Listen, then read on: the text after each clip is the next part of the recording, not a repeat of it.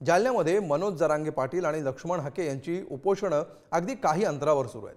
त्यामुळे ज्याची भीती होती तेच आज घडलं।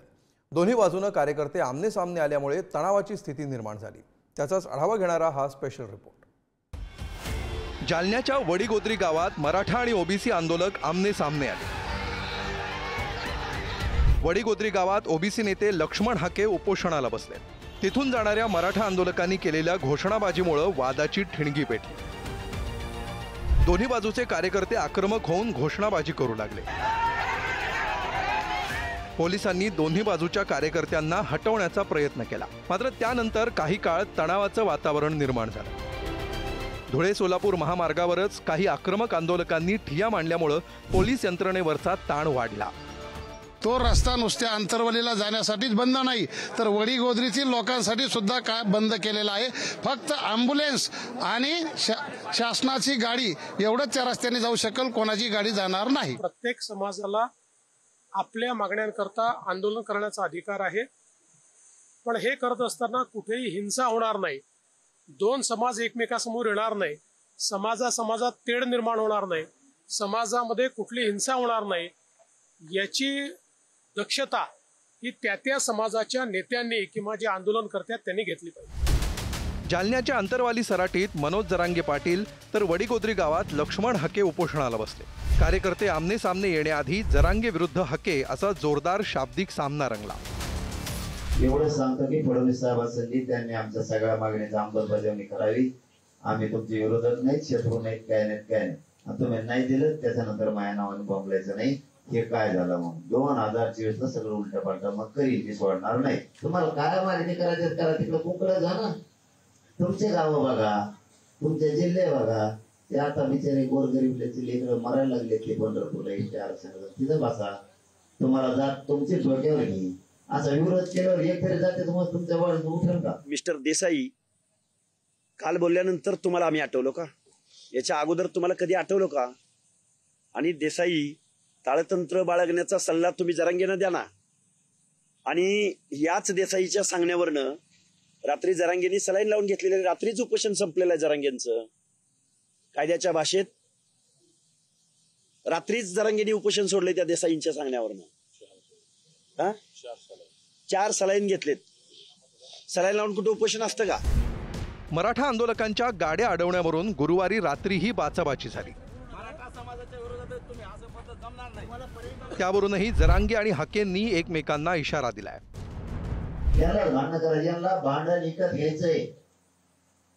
फुकट भांडण करायला गरज मराठा संघ फुकट जाऊ दे। ते आमची वडीगोद्री शहाणी झाली, बरं तरी झालं, त्यांच्या लक्षात आलं हे टोळ्या आपलं गाव खराब करते आणि जंगल लोक आमदार होते नाही कंडिशन लावते जातीय दंगली। ते बिचारे हुशार झाले, उशिरा व्हायला पण झाले।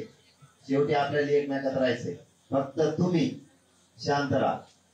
रस्ता या जायला आपल्याला तेवशे त्या रस्त्यावर जाणार आम्ही, अजिबात दुसऱ्या रस्त्यावर जाणार नाही। जरांगेंना आणि शासनाला ज्या भाषेमध्ये कळतं त्या भाषेमध्ये इथून पुढे ओबीसी बांधव, भटक्या विमुक्त जाती जमाती जशास तसं उत्तर देतील।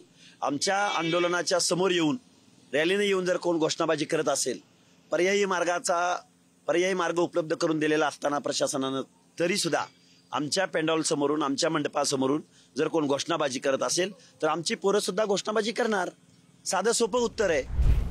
अंतरवाली सराटी आणि वडीगोद्रीत वातावरण निवळण्यासाठी मराठा ओबीसी आंदोलकांची एकत्र बैठकही पोलिसांच्या उपस्थितीत पार पडली। दुसरीकडे मराठा आंदोलनाची धग पुन्हा एकदा सर्वदूर पसरतीये। बीड आणि धाराशिवमध्ये मराठा आंदोलकांनी दिलेल्या बंदच्या हाकेला चांगला प्रतिसाद मिळताना दिसतोय।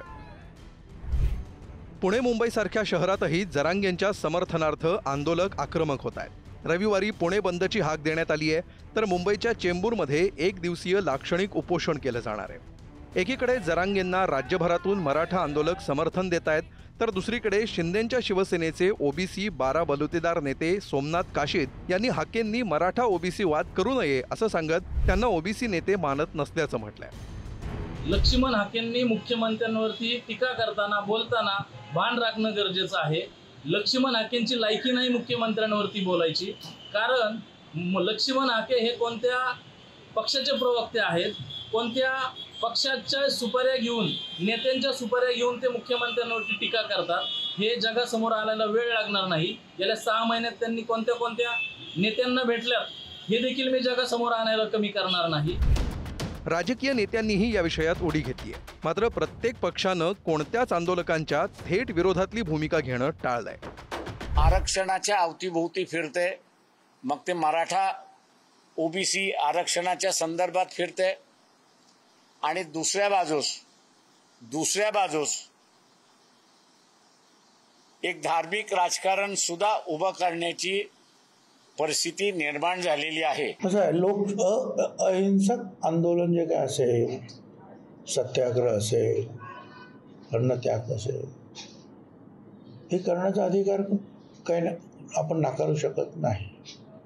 पण त्यातून जे आहे कुठे उद्रेक निर्माण होणार नाही, लोकांना त्रास होणार नाही, याची काळजी सगळ्यांनी घेतली पाहिजे. मराठा आणि ओबीसी आंदोलकांच्या भूमिका आणि मागण्या या परस्पर विरोधी असल्यामुळे सरकारसमोर मोठा पेच निर्माण झालाय. मात्र हे घोंगडं जितका अधिक काळ भिजत राहील तितके हे आंदोलक अधिक आक्रमक होणार आहेत. त्यामुळे सरकारनं तोडगा काढण्याची अपेक्षा व्यक्त होतीये. उदय नागरगोजे, कैलास चौधरी आणि सचिन जिरेसह विक्रांत शिंदे, पुढारी.